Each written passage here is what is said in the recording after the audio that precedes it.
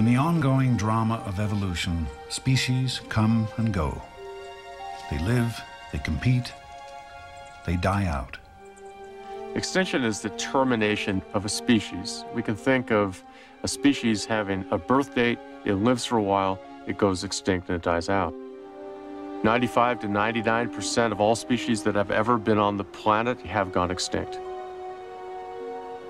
On average, a species dies out after 4 million years of existence. It could take less time, it could take much more. But it's all part of the normal process of extinction. Always there, always happening. Conditions change. A new predator arises. Perhaps the climate changes. Perhaps a mountain range suddenly appears geologically. Through those processes, this particular species is no longer able to live. It dies out. The extinction of species that can't adapt or compete creates opportunities for new species, new forms of life, in an endless cycle. So evolution and extinction are in balance. But what happens when a planet-wide catastrophe kills off many species in a great mass extinction?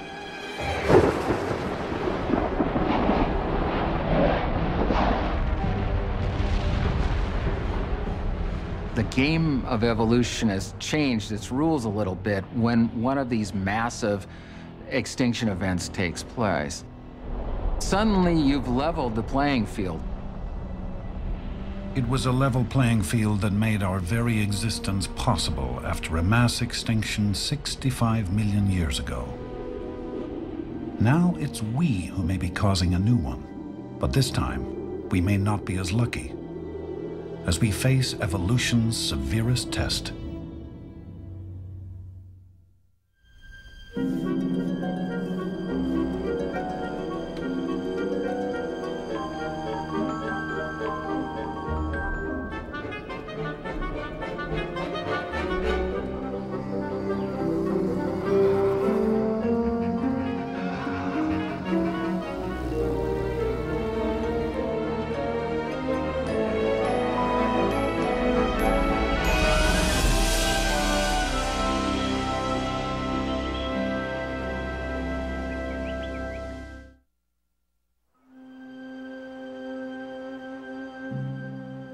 Five times in the past 500 million years, a mass extinction wiped out most of the species alive at the time. The Earth itself tells the stunning story with its geological and fossil record stretching back through time. Today, sheep roam the highlands of South Africa's Karoo Desert. But 250 million years ago, the Karoo played host to creatures we can barely imagine. It was their world, and then they were gone. Geologist Peter Ward is here to study the secrets of history's greatest mass extinction, which swept those creatures away. It's a challenge that anyone would find daunting. In late 1999, I spent 3 weeks camping in a tent next to an old abandoned farmhouse. And behind this farmhouse, I wandered the grounds and found this beautiful old graveyard. One of the tombstones had a husband and his wife. There were 2 sons off to the right. The dates on the tombstones range from 1892, I believe, to about 1897. The mother was the first to go, and the youngest son, who was only 42 years old at the time, was the last to go in 1897. All die out in this 5-year time span. There's a tragedy that has happened here, yet we have so little record of it. Looking at the epitaph, Neem dan vry my stof o aarde, translated into English, that is, take my ashes and set them free, O earth. So 100 years, these people are just wiped off the face of the earth. Absolutely. And we have no idea what killed them. Yes. And if that's the case, how am I going to figure out what killed animals that lived in those hills, the fossils of which we have from 250 million years ago? 250 million years ago marks the end of the geological time period called the Permian. It's the rocks of the Permian that give Peter Ward his first clues. These types of layered rocks often have fossils. In fact, here in the Karoo, we find within these green layered rocks lots of fossils of two types. We find skeletons, and we find the remains of activity of animals. Some animals burrow. They make little tunnels in the strata. As a matter of fact, there's probably one sitting right back here. This is either a bone or a burrow. Here's the piece of a burrowing organism of some sort. Some animal was living and digging through the strata. It gives us a sense that not only were there larger vertebrate creatures here, but a wide diversity of smaller animals. Sometimes they died or were killed or predators took them down. Their skeletons fall in this sediment, and we find it as fossils. At the South African Museum in Cape Town, the fossils of dozens of species have been recovered from this lost Permian world. I was walking on a farm track, and there in the middle of the farm track was this little piece of bone sticking out of the shale. Not a very exciting piece, but I took my pick and started to work around it and revealed the back of the skull here and then down towards the snout. And when finding the tusk here, this beautiful faceted tusk, I knew that I had a complete skull. Then I began the long task of uncovering the back of the skull, uncovering vertebrae after vertebrae, working down this way with the ribs beginning to develop here. After 2.5 hours to 3 hours, I knew that there was a complete articulated Lystrosaurus. Lystrosaurs were the Permian's most common plant eaters. Gorgons, ferocious predators up to 10 feet long, ruled the plains. Then suddenly the Permian ended. The rock record reveals a cataclysmic change at the threshold of the next geological period, the Triassic. We geologists can climb through time. I'm going to climb about 50 feet up through here. I'll go through 2,000 to 5,000 years of time when I do it. This is the very last layer of the Permian. As soon as I climb above this, I'm now in the Triassic.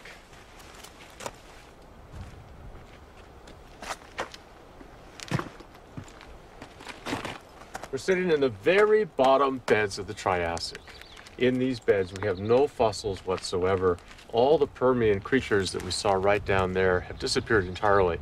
A few of them we know survived because 1 or 2 species will be found a little higher up. But in these beds, we found nothing. Not only are there no fossils, there aren't any of the burrows or the tunnels or the traces of animal activity. We see instead layers of rock that could only have formed in the absence of animal life. So catastrophic was that mass extinction that even the small creatures have died out. It's not just the mighty, it's the meek. This place is dead. What could destroy so much? What could turn day into a seemingly endless night? It may have been a comet, as some new evidence suggests, or a combination of factors.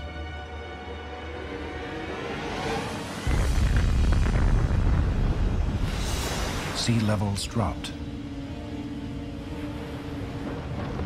There was a dramatic rise in global temperature. Volcanoes erupted, depositing 1 million cubic kilometers of lava. The atmosphere changed as the level of carbon dioxide increased. Ecosystems around the world were ravaged. Mass extinction followed. The most dramatic turn possible in the course of evolution. The Permanent Extinction was a time when if you were playing Russian roulette and you had a gun with 10 chambers in it, you put 9 bullets in it, spin it, put it to your head, you've got 1 chance out of 10 of surviving. In a mass extinction, when species die, they don't die alone. The collapse of one species helps bring down others. You could almost analogize that to a house of cards. Each species props up another in a sense. Because the creature that you eat is that card that is sitting under you that gives you your energy.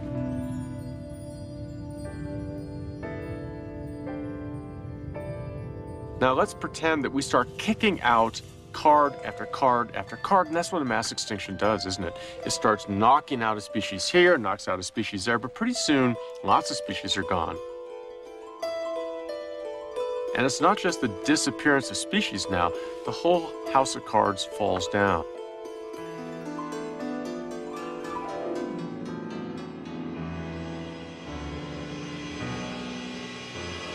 You start really snowballing in this effect, and that's really what a mass extinction is.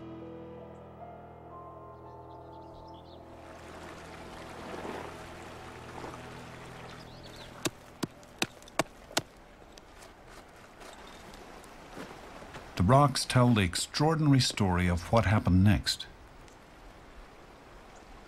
Above the barren layer, new signs of life.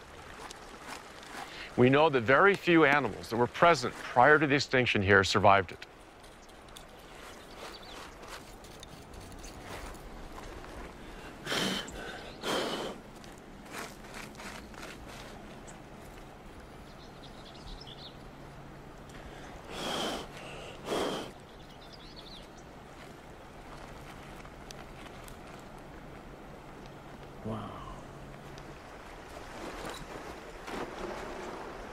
I just found a carnivorous mammal-like reptile in strata that we have just above the mass extinction.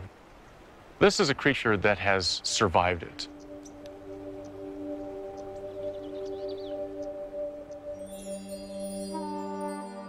The mammal-like reptiles looked like crosses between dogs and lizards. But they weren't the only survivors. Two lineages that get through have tremendous consequences later in time. Both are pretty small in size.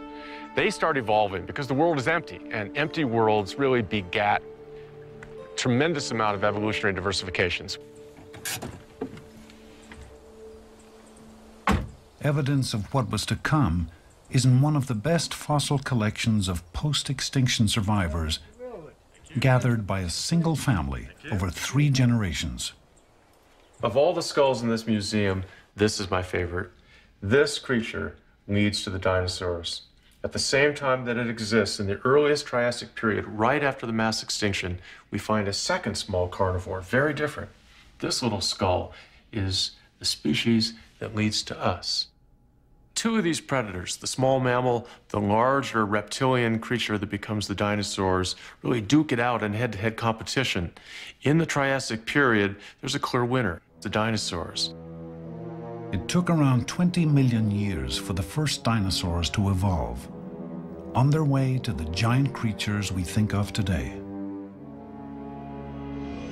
Dinosaurs get big, they're baroquely diverse with all kinds of weird adaptations, with armor, with predatory animals, with bird-like animals, the dominant animal features of the landscape.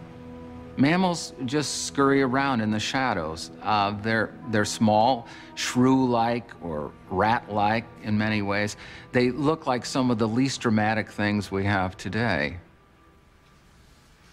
Michael Novacek has been fascinated by dinosaurs ever since he learned of a series of expeditions to the Gobi Desert.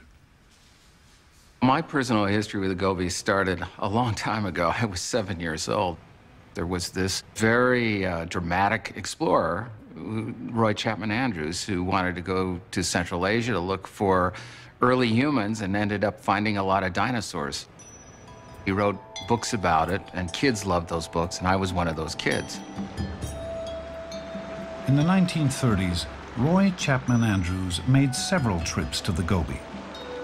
Traveling in style, he brought along 6 motor cars, a team of scientists, and 100 camels.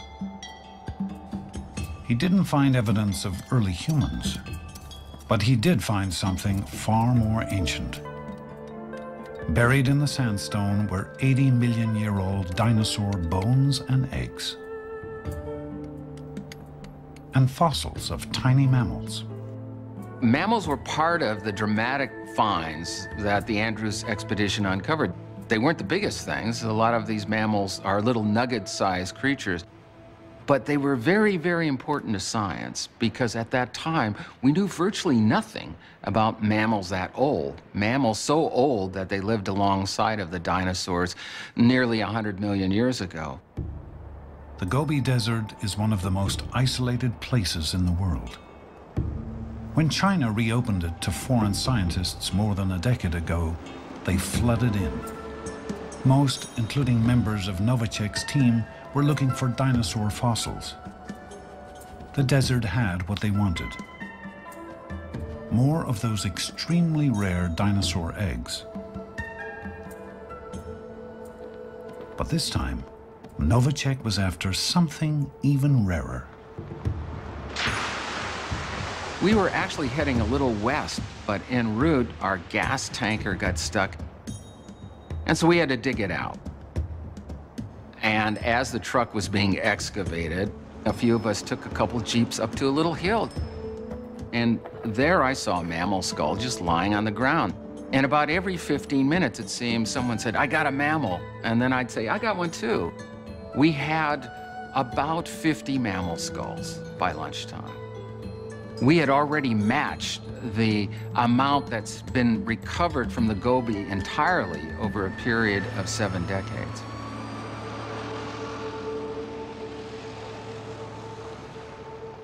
This is about as big as they get.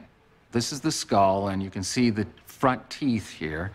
It's really no larger than a squirrel, or what we would call a small mammal today. It contrasts dramatically with some of the smaller skulls. This encompasses practically the entire size range of mammals during the time of the dinosaurs. Like many of their descendants today, the mammals survived by being nearly invisible. They were nocturnal. They scavenged. They reproduced quickly. Mammals are beginning to get better developed brains. The eyes are becoming larger. And even in the skeleton behind the skull, we see a number of very interesting transitional features. In the pelvic region, there's evidence of splint-like bones that suggest support for the abdominal cavity. And this probably supported a pouch, very much like living marsupials, like opossums and kangaroos. A transition between a more primitive egg-laying behavior and a more advanced behavior or more advanced reproduction that we see in today's placental mammals like us. But mammals remained second-class citizens in a world where dinosaurs ruled, until the inconceivable happened again, 65 million years ago.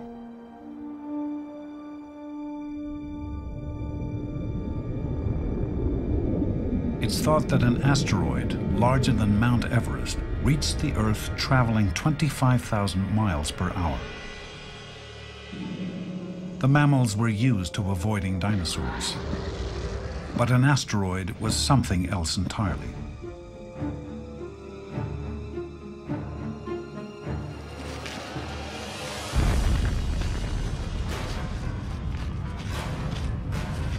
Known as the KT event, the impact changed the face of life on Earth.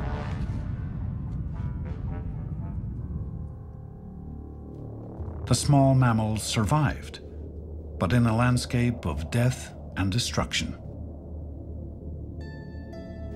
The house of cards built since the last mass extinction collapsed. But this time, it was the dinosaurs that fell the furthest. With few places to hide, less food, and little ability to protect their eggs or young, the dinosaurs died out, while the mammals went on living.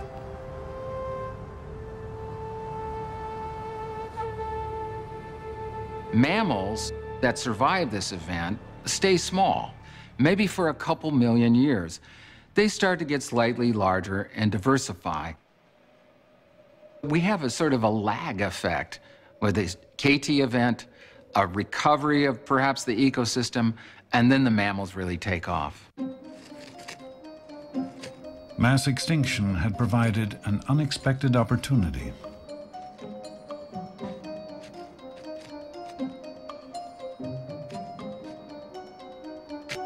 you can think of mammals after the KT event as colonizers.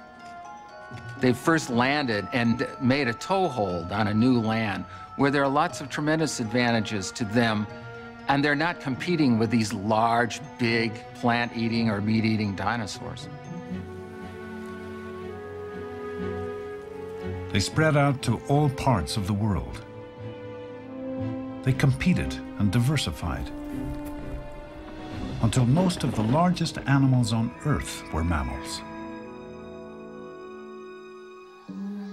About 35 million years ago, mammal evolution produced the first true monkeys and apes from earlier, smaller primates.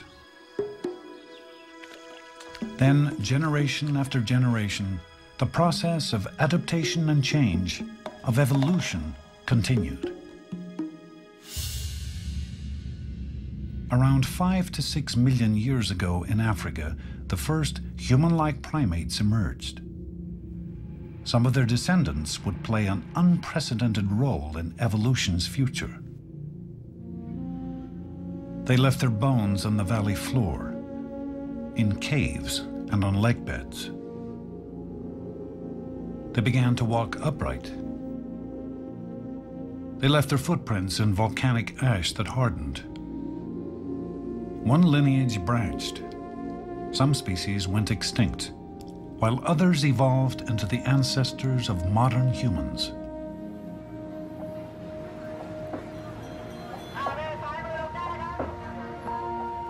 Today, the world is bursting at the seams with people. This is Bangkok, Thailand. Population 10 million and growing. There are now 6 billion of us on the planet. Even the dinosaurs would run for their lives. We have caused the rate of extinction to soar. It's now over 100 times greater than normal.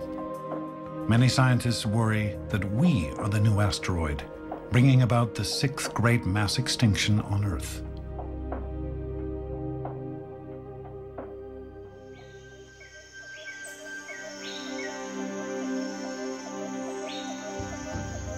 This is Kinkajon National Park. Population 0, in an area twice the size of Bangkok. From all appearances, a hidden world, unspoiled, timeless. Just 300 miles from Bangkok, it's protected by natural barriers. The Tenasserim mountain range runs through it, creating a steep, rugged terrain. The forest is dense. The Petsberry River can be difficult to navigate. But no one knows if the animals living here have found a sanctuary or have disappeared from the forest. We're in grave danger of the empty forest syndrome. Having a beautiful, seemingly intact forest on the surface, but inside that forest, the natural components which maintain the flow of energy through the system, it's disrupted. Now, people say, so what does it matter if one component's gone? What if you don't have the Sumatran rhino? What if the civet species are all gone, or other things? But each thing has evolved to play an incredibly important role within this complex puzzle. Alan Rabinowitz wants to know if Kinkajon has escaped the escalating rates of extinction found elsewhere.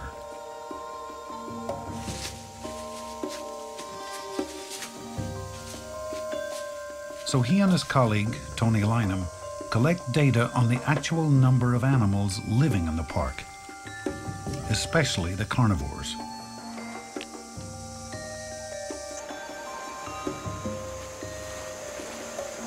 Large carnivores, such as tigers, are often the first animals to be wiped out from a system. If you go into an area and find relatively abundant sign of large carnivores, you know what you're dealing with, by necessity, is a very healthy, at least seemingly stable natural habitat. The The typical habitat works this way. Sunshine, nutrients, and water make plants grow. The plants are eaten by herbivores, which in turn are eaten by carnivores. About 100 pounds of plants generally sustain about 10 pounds of herbivore, which sustain about 1 pound of carnivore. Healthy carnivores mean a healthy forest. When Alan Rabinowitz was here last, the news about the forest was good. More than 10 years ago, I landed here in Kinkajon National Park. We got down in here, and I was very pleased to see that the place was beautifully intact in terms of the vegetation, but more importantly, I was able to find tiger sign virtually everywhere I looked. I would hike through small rivers, and there'd be families of otters starting to swim around me. Elephants came to my camp at night. Gibbons sang every single morning. Hornbills flew overhead all the time. All the signs of a healthy, intact, relatively unhunted forest were there, which made it probably one of the few places in Thailand. And in fact, when I surveyed throughout the entire country at the end of the survey, it became even more clear that Kinkajon was easily the most pristine, the most untouched piece of forest left in this entire country. But is it the same today? On a search for life, every stop offers more clues. Fresh elephant, nice size. His cat, small cat. The group uses well-traveled elephant paths to navigate the forest. An elephant trail is a trail that elephants are walking on constantly, and every time they walk past this vine, they just push it back this way and then push back this way, and all of the bark has started to come off. 3 other teams are in the park, each retrieving special cameras with motion sensors, which were carefully placed a month before. Called camera traps, they take a photo when triggered by an animal walking by. Batteries, I guess.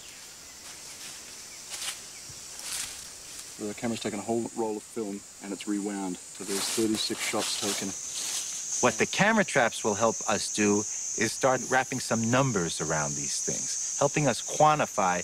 It's one thing to say, boy, sign of tiger is everywhere. It's another to say, just on this one survey, we have taken pictures of a minimum of X numbers of tigers. The cameras serve as an unseen observer. In one day, a camera trap can catch more tigers on film than Rabinowitz's team could see in months. I'd say tonight camp here, tomorrow morning go down the stream and check out this area and check out what we've got in terms of So that's where you think we might have Siamese crocodile? Yeah. That would be neat. That'd be something else. The Siamese crocodile is a species that 30 years ago lived throughout the tropical forests of Asia. But they have been relentlessly hunted for their skins. Not a single one has been seen in over a decade.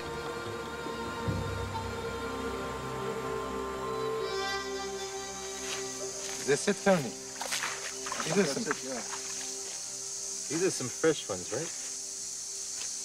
Oh yeah, those are fresh. Siamese crocodile, a species thought to be either virtually extinct or extinct in this country and incredibly endangered throughout all of its existing range. If we prove the existence of a population of Siamese crocodile in Kinkajon, that in itself, apart from everything else, will make this one of the most important areas in the entire country. Over on the other side of the bank there, we saw tracks of Asiatic black bear, which is the largest bear species in Thailand, and also tracks of a large tiger. So we call this place Carnival Corner because it's got all of the 3 carnivores. With another roll of film and sightings of carnivore tracks, the team presses on to pick up the rest of the cameras. But suddenly, there's a hitch. Camera's gone. You're kidding.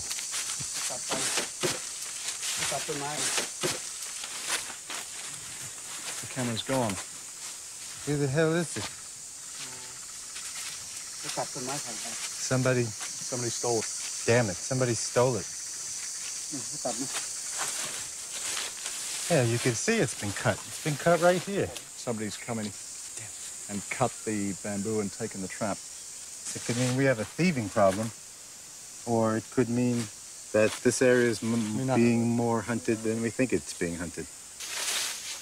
Gone. It's gone. The camera trap is the combination. Again, the combination, you know. And that one? Gone. I can't believe this. This is stupid. Why is this happening? Why would they want to take the cameras? Ramifications of losing these cameras, there's a lot of ramifications. In terms of data, it's a major loss. It takes an incredible amount of planning and time and effort to even get to do an area like this. This area was chosen for its remoteness. The fact that it's quite obvious that these cameras are being both stolen and vandalized is very bad. I've never seen this in my 20-plus years in the field. It looks like somebody's come along in front of the camera, taken a picture of themselves. They didn't want that to happen. So they tried to take the camera. They tried to slash the lock, but the locker's got a steel cable on it, and they couldn't take it off. So instead of taking it off, they tried to destroy the picture, destroy the film. So they've got a knife, and they've just slammed the knife into the top of the camera. It doesn't surprise me that people are anywhere anymore in this world. I'd be more surprised if we found a spot where there really weren't any people penetrating there. It's a male. It's a male. It's a young male. It looks like 2 years old. A lot of people ask me why I do the work I do. There's a lot of reasons, but basically, I'm just tired of watching animals die. The fishermen from a village next to the park may have information on just how much hunting is going on.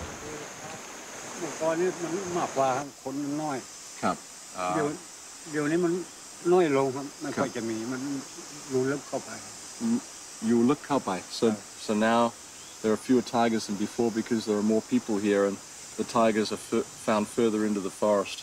Asking about snares.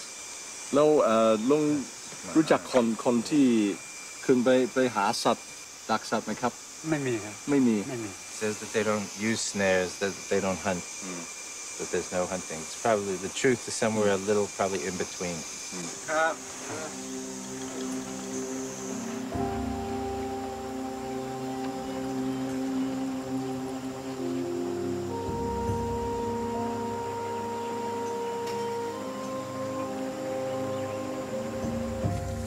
Rabinowitz's team has retrieved only 3 cameras out of 10. The expedition could be a failure unless the other teams have better luck. The journey ends at the village of Bongluk, a settlement of 70 families near the park border. If there's anything more to learn, the local headman will know it.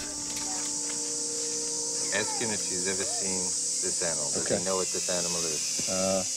ครับรู้จักค่อยมีไหมครับที่ ตะกอนนี่มี ตะกอนนี่ ตะกอนนี่มีแล้วเหลือไอ้พวกพราหมณ์หลายคนหลายพรานนี่เขาไล่ไปไล่มายีไปยีมาหมดเชื่อเลย Oh, okay. So there used to be rhinos here, but hunters have wiped them out. ฟ้าพม่านู่น ฝั่งพม่า แต่เขาชื่อ ได้ข่าว เขาบอกว่า There's no doubt that the major cause of extinction on a global level is human-related. Everything from clear-cutting forests to removing intact habitats to just desecrating them, changing them. Habitat destruction is now the #1 cause of extinction. People spreading out, or just trying to survive in a world where most of the habitable land is already occupied. There's nothing to do now but wait to hear from the other teams and hope for the best.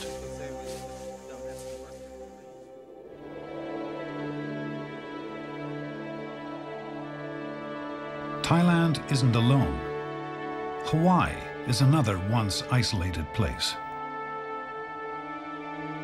For centuries, it's had to battle the number 2 cause of extinction: biological invaders, foreign species that can overwhelm native life.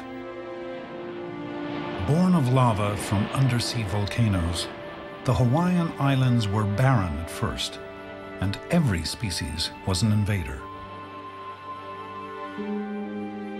The ocean swept in life. Spiders lifted into the air by their own webs were carried here. Birds arrived on the back of storms, carrying animal hitchhikers and the seeds of plants. Thousands of visitors made it by sea or by air and evolved into species that were found nowhere else on Earth. With little competition and few predators, they had found a paradise. But now the paradise is under siege. Paleoecologist David Burney, here with his son, is exploring the Hawaiian island of Kauai to better understand what happened after the Polynesians arrived around 600 AD. I'm trying to find sites that really give a general picture of what the whole landscape was like, where you have a record of plants and animals and human activity and everything that you could possibly reconstruct about the whole landscape. What I call my poor man's time machine. Still going? The time machine is a sinkhole where mud and water have preserved 10,000 years of Hawaiian evolution. With 2 small generators and hoses, Burney drains it every day. I like to think of it as sort of like trying to open a window into the past, downward into the past. In order to get all of these different kinds of fossils that would give you details of nearly everything that was there, we often recover a very large amount of very well-preserved material, including, in this case, for instance, bones of a number of birds and snails, possibly even a few plants that were unknown to science. It's a tedious, messy job, but the mud preserves the evidence perfectly. In a given day, Burney carries 1,000 pounds of sediment out of the sinkhole. Volunteers then wash, screen, and pick through it for fossils and artifacts. As soon as the Polynesians get here, we see evidence in the sediments for big changes. That's because the Polynesians didn't come alone.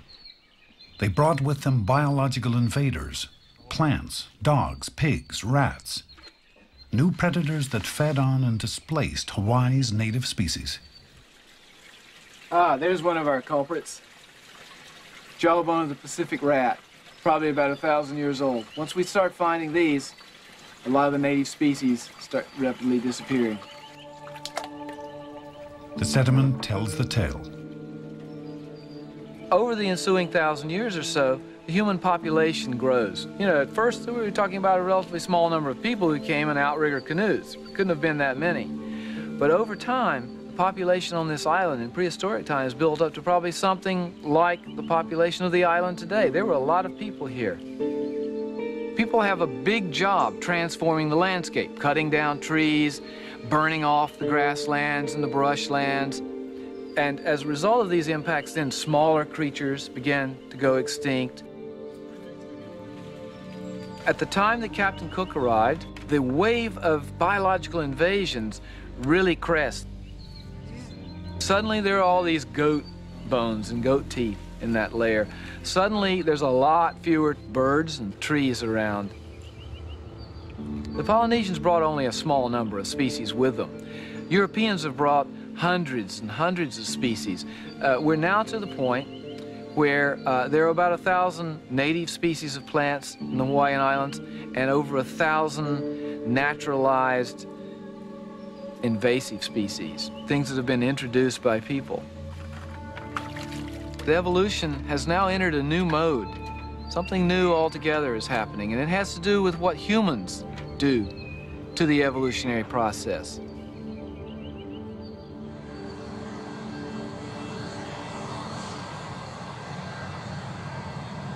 The invasion of Hawaii is a microcosm of what's happening throughout the world today.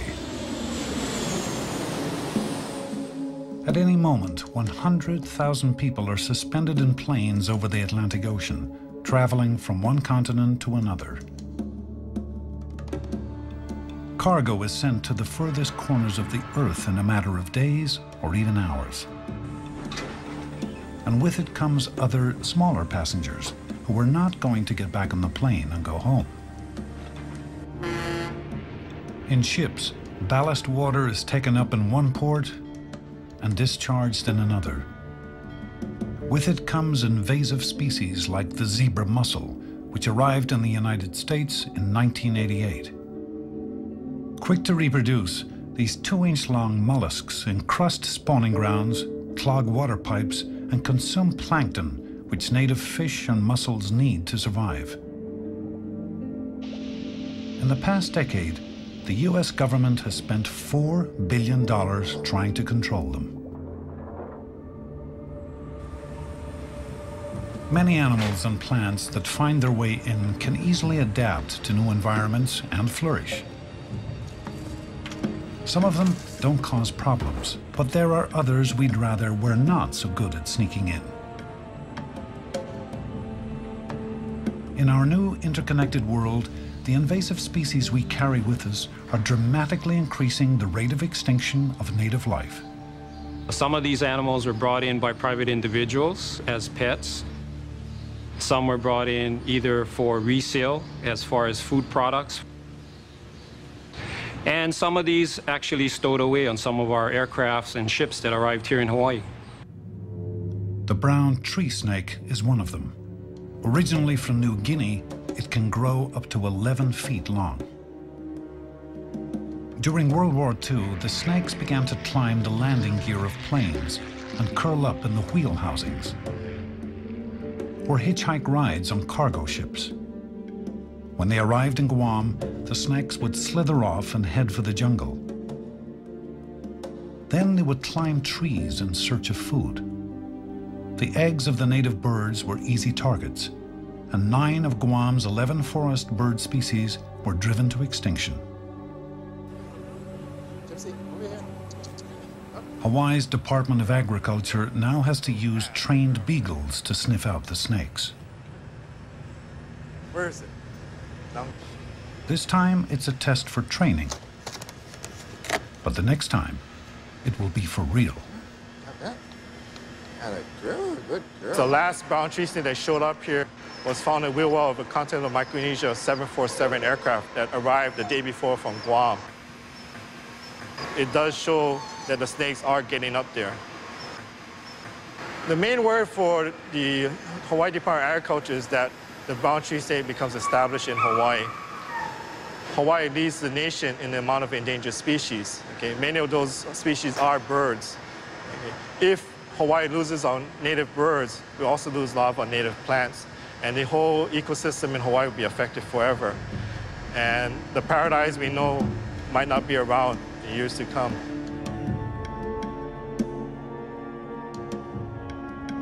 My suspicion is that of all the things that we've done to the planet so far, whether it's climate change, things we've done to the atmosphere, things we've done to the water, pollution problems, all of those are bad things. But I think, as it stands right now at least, that the thing we've done, which will be most visible in the fossil record in 1 million years, is going to be these biological invasions.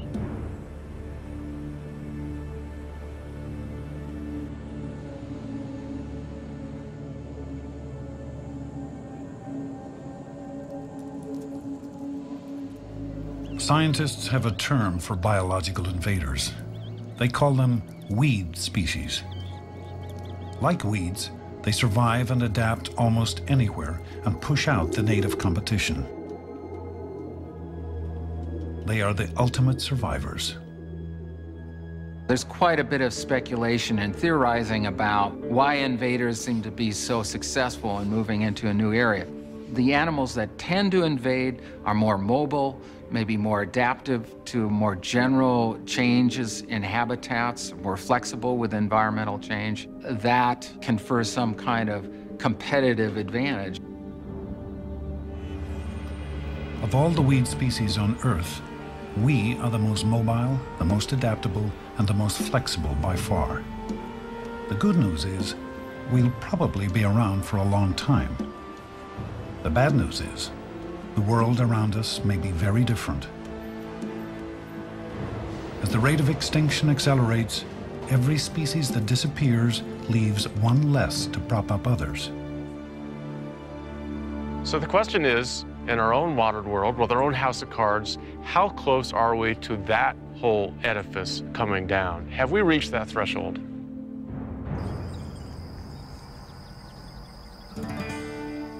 This is the Great Plains state of North Dakota, farm country. It's where one of the battles against human-caused extinction is being fought, only this time by pitting two biological invaders against each other. The enemy here is a weed called Leafy Spurge. So well adapted and tenacious, it threatens to kill off native grasses. It's already spread across 1 million acres. A century ago, pioneers accidentally brought it with them in bags of seed. Now the settlers' descendants are faced with the consequences. The leafy spurge limits the number of cattle that I can put in a pasture. I mean, they'll eat the grass that's in there, but if it's infested with leafy spurge, they just won't touch it. There's a milky substance to it, and it's pretty bitter. They don't like it.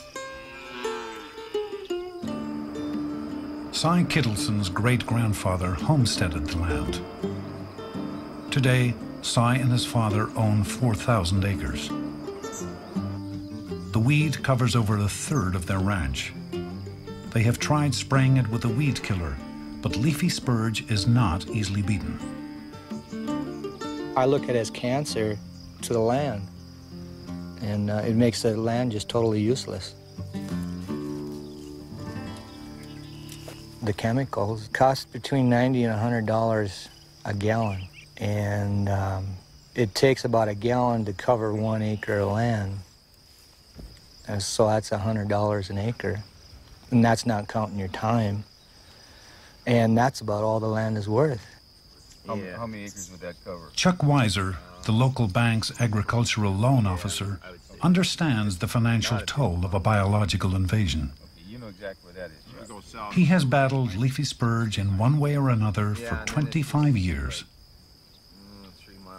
A leafy spurge is a very deep-rooted perennial that is competitive for nutrients and moisture with our native grass, and so it has an advantage both in food storage in its root system and ability to regenerate growth. If a chemical won't stop it, how can farmers fight an invader that's taking over the ecological niche of native grasses? The solution may be another invader, discovered when scientists learned what kept leafy spurge in check in its native Russia. It's the flea beetle, a case of fighting evolutionary fire with fire. Flea beetles feed on the roots and in the crown of the plant and bore holes allowing molds to get in. They deplete the food reserve in the root, and so they're just kind of beating it up so it's weaker and weaker and eventually does not produce any top growth. Flea beetles were first brought to Ward County in 1984. Each summer, teams harvest beetles and move them to infested areas.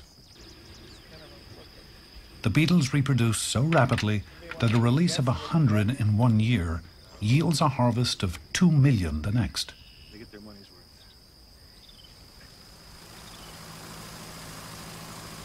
That just leaves the challenge of actually getting them to the right place.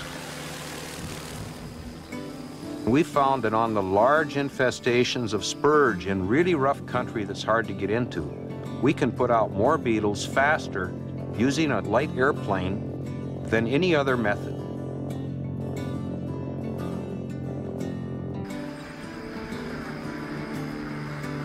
Our flight today consisted of 150 canisters we dropped with approximately 5,000 beetles in a canister. We put out somewhere around 750,000 beetles. Weeds grab life from us.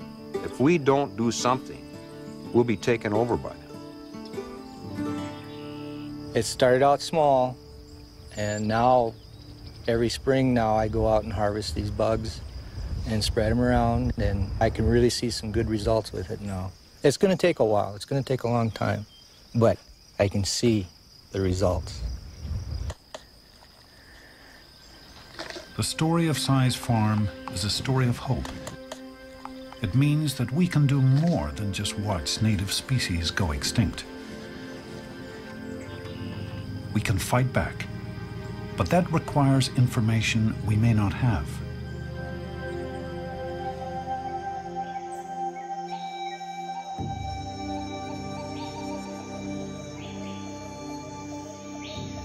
In Thailand, the research expedition is still waiting for the data it needs.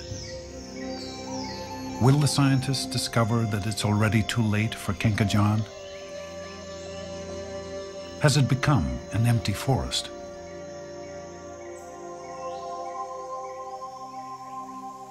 The other teams have collected all their cameras without trouble. 33 rolls of film in all. Oh, look at this. What you got here? That's a That was beauty. But I got a probably- better one for you. Look at this. Wow. Now that's a nice picture. Tiger and leopard. Another leopard. Another tiger. There we go. Holy cow. Look at that. I'm Oh, assuming look. this is sambar deer. That's a nice That's tiger. a really nice Well, that's tiger. a nice shot. Now, this is really interesting. Poachers or local people or something or other. This is the We got Peppery the- River. This is the second route. This is the one where I walked up 10 years Yeah, ago. yeah. That one? That That. is some area. Look at this tape here. Tape here, yeah. Whew. Look at that. We've got great. Look at this. Siamese crocodile. Oh, there it is. Look at that. Crocodile. This is the first recent photo of Siamese crocodile in Thailand.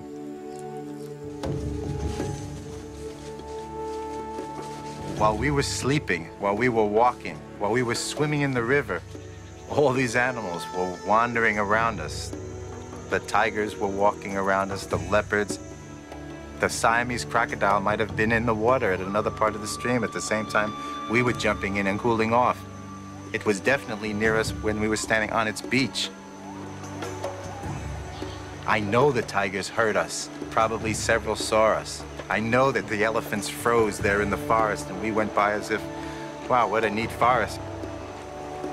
There are still places left where the natural evolutionary processes are going on.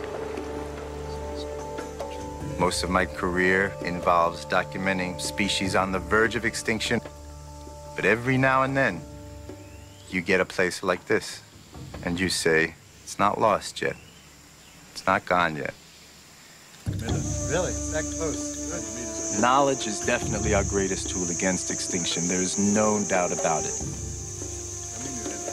Many species are on a very quick downward slide, possibly to extinction, faster than they would be normally because of human-related activities. But we're not at an end point here by any means. We're still in the middle of a completely complex changing scenario. Evolution is going on around us. If we can slow the rate of human-caused extinction and avoid a mass extinction by our own hands, then the natural cycle of death and life, extinction and evolution, can play itself out at its own speed as we try to learn more about it. In 1859, Charles Darwin wrote, "We need not marvel at extinction. If we must marvel, let it be at our own presumption in imagining for a moment that we understand the many complex contingencies on which the existence of each species depends. The appearance of new forms and the disappearance of old forms are bound together."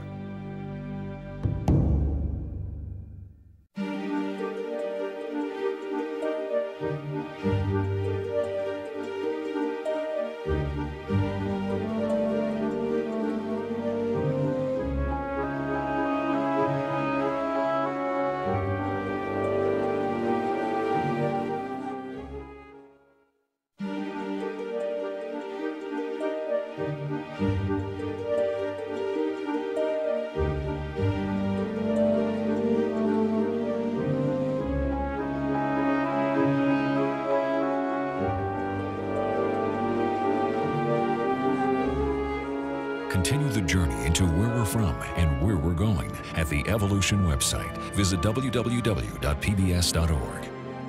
The 7-part Evolution boxed set and the companion book are available from WGBH Boston Video. To place an order, please call 1-800-255-9424.